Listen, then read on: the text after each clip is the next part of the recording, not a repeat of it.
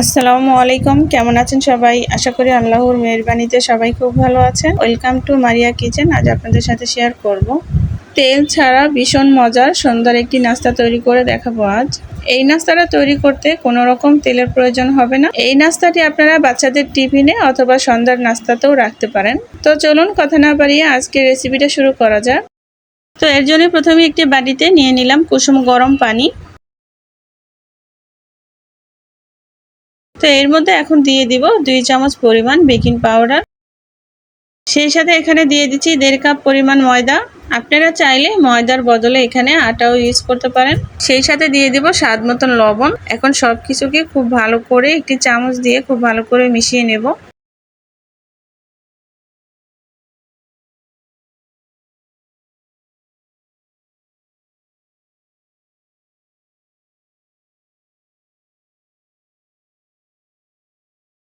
মিশানো হয়ে গেলে এখন আমি হাত দিয়ে খুব ভালো করে এটাকে মথে নেব।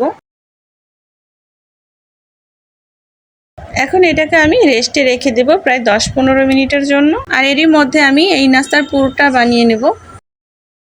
এখন চুলায় একটি কড়াই বসিয়ে এখানে দিয়েছি সামান্য পরিমাণ তেল। তেলটা যখন হালকা গরম হয়ে আসবে সেই পর্যায়ে এখানে আমি দিয়ে দিচ্ছি সামান্য পরিমাণ জিরাটা দিয়ে তারপর এখানে দিয়ে দিচ্ছি একটি পেঁয়াজ কুচি। পেঁয়াজটা দিয়ে আমি একটু নেড়েচেড়ে খুব ভালো করে ভেজে নেব।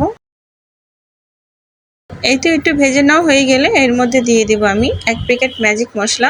এখানে ম্যাজিক মশলাটা দেওয়ার চেষ্টা করবেন, এতে করে কিন্তু এটা খেতে অনেক বেশি ভালো লাগবে। সেই সাথে দিয়ে দিচ্ছি এখানে সামান্য পরিমাণ হলুদের গুঁড়া। আরও দিয়ে দিচ্ছি 1 চামচ মরিচের গুঁড়া। এখন এর মধ্যে একটি ডিম ভেঙে দিয়ে দিব। ডিমটা দিয়ে এখন সবকিছুর সাথে খুব ভালো করে নেড়েচেড়ে ভেজে নিচ্ছি। কয়েক মিনিট নেড়েচেড়ে খুব ভালো করে ভেজে নেব। ভাজতে ভাজতে ডিমটা যখন এরকম ঝরঝরা হয়ে যাবে সেই পর্যায়ে এখানে আমি দিয়ে দিচ্ছি 2টার মতন কাঁচামরিচ কুচি। ঝালের পরিমাণটা যার যা স্বাদ অনুযায়ী দিয়ে নেবেন। এখন এর মধ্যে দিয়ে দিব আমি 2টা সিদ্ধ করে রাখা আলুটাকে আমি খুব ভালো করে ম্যাশ করে নিয়েছি।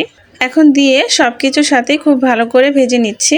এই পর্যায়ে এখানে দিয়ে দেব আগে থেকে সিদ্ধ করে রাখা 2টা আলু। সিদ্ধ করে আলুটাকে আমি খুব ভালো করে ম্যাশ করে নিয়েছি। দিয়ে আবার একটু নেড়েচেড়ে ভেজে নিলাম।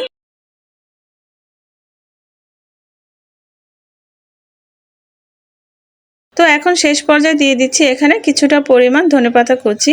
দিয়ে আবার একটু নেড়েচেড়ে খুব ভালো করে ভেজে নিয়েছি। এই পর্যায়ে কিন্তু এই নাস্তার পুর একদম তৈরি। এখন আমি এটাকে নামিয়ে ঠান্ডা করে নেব।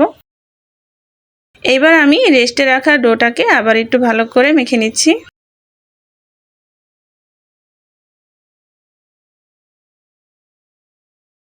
মেখে নেওয়া হয়ে গেলে কয়েকটি লেচি কেটে নিচ্ছি।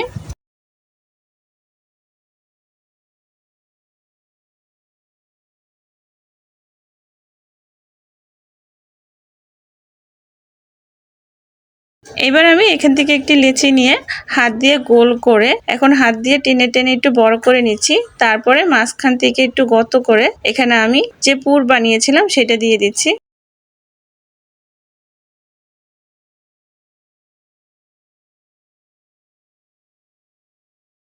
এবার আমি 2 সাইড থেকে মুখটাকে এইভাবে বন্ধ করে দিচ্ছি। আশা করি আমি কিভাবে করছি আপনারা দেখেই বুঝতে পারছেন। এখন আমি এটাকে হাত দিয়ে চেপে চেপে একটু সমান করে নিচ্ছি। আপনারা চাইলে ব্যালন ফ্রি দিয়েও বড় করে নিতে পারেন। আশা করি আমি নাস্তাটা কিভাবে বানিয়েছি আপনারা দেখেই বুঝতে পেরেছেন। এখানে বলে বোঝার মতন কিছুই নাই। তো সেম ভাবে আমি বাকি সবগুলো নাস্তা বানিয়ে নিয়ে ফিরে আসছি। এই তো আমার সবগুলো নাস্তায় শেপ দেওয়া হয়ে গিয়েছে। এখন চলে যাব নাস্তাগুলোকে ভেজে নেওয়ার জন্য। চুলায় একটি ফ্রাই প্যান বসিয়ে দিয়েছি। ফ্রাই প্যানটা যখন গরম হয়ে আসবে সেই পর্যায়ে আমি এখানে এক এক করে নাস্তাগুলো দিয়ে দিব। আমি এখানে 3টি করে নাস্তা দিয়ে দিচ্ছি। আর আপনারা কিন্তু দেখতেই পাচ্ছেন এখানে কিন্তু আমি কোনো রকম তেল দেইনি। তেল ছাড়াই কিন্তু আজকের এই নাস্তাটা তৈরি করে দেখাবো। তো এখন আমি নাস্তাগুলো দিয়ে ঢাকনা দিয়ে ঢেকে রেখে দেব একদম লো আঁচে। এই তো কয়েক মিনিট পরেই আমি ঢাকনাটা উঠিয়ে দিয়ে এখন নাস্তাটাকে আমি উল্টিয়ে দিচ্ছি। এখন অপর পাশটাও হয়ে আসা পর্যন্ত অপেক্ষা করে নিব। আবারও আমি ঢাকনা দিয়ে দেব। এই তো কয়েক মিনিট পর আবারও আমি ঢাকনাটা উঠিয়ে দিলাম, আর এরই মাঝে কিন্তু আমার এই নাস্তাগুলো হয়ে গিয়েছে, দেখতেই পাচ্ছেন। এই নাস্তাটা হতে কিন্তু খুব বেশি সময় লাগে না, প্রতিবারই আমার 4 মিনিটের মতন সময় লাগছে। তো 8 মিনিটের মধ্যে কিন্তু এই নাস্তাগুলো আমার হয়ে গিয়েছে। তো দেখতেই তো পেলেন আজকের এই নাস্তাটা আমি খুবই সহজভাবে তৈরি করে দেখানোর চেষ্টা করেছি। যাদের গ্যাস্ট্রিকের সমস্যা আছে তারা এইভাবে একবার তেল ছাড়া নাস্তা বানিয়ে খেতে পারেন, খুবই ভালো লাগবে। তো আশা করছি আমার আজকের ভিডিওটাও আপনাদের কাছে ভালো লেগেছে। ভালো লাগলে লাইক এন্ড সাবস্ক্রাইব করে দিবেন। আল্লাহ হাফেজ।